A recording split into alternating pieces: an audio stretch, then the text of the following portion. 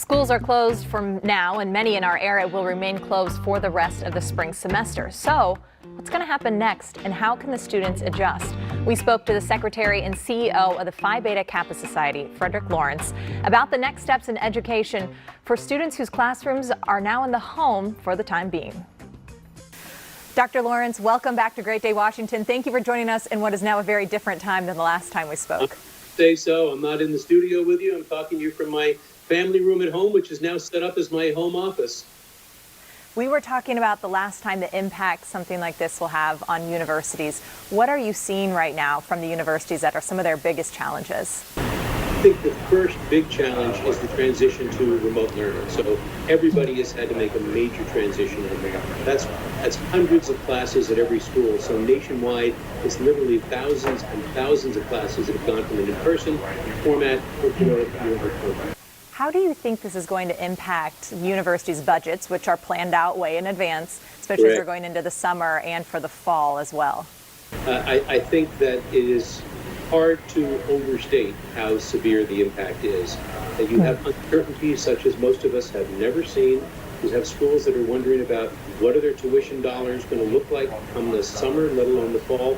But right now, most schools are okay. Nationwide, the total amount that will be refunded and room and board could be $4 billion. That's with a B.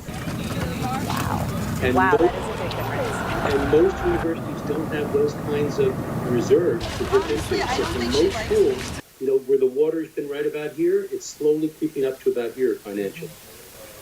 What about for students who relied on financial aid, especially if they're graduating? They're thinking, okay, I need to get as much financial aid as possible. Is this going to impact that resource? Well, it could, and I can tell you this is one of the reasons that those of us in the higher ed space have spent a lot of time focusing on what's going on Capitol Hill right now.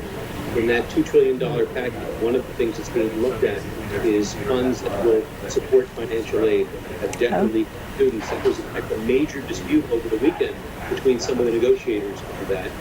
Also faculties where people will have to be laid off, part-time faculty have to be laid off. The costs go on and on and on. My experience with my own students at Georgetown is that they are a little shaken, frankly, so are most of us. But that said, they are incredibly focused and engaged. I had my class by Zoom last night from 6 o'clock to 8 o'clock. We had full attendance. They were incredibly involved. We spent about the first half hour talking about these topics, what's going on in the world. The rest of it was our regular class discussion. And I think for most of us, it was so heartening to have our work to focus on. Full attendance, that's excellent. Yeah. One last thing is the study abroad, coming up to this next year. How is this going to actually impact our study abroad?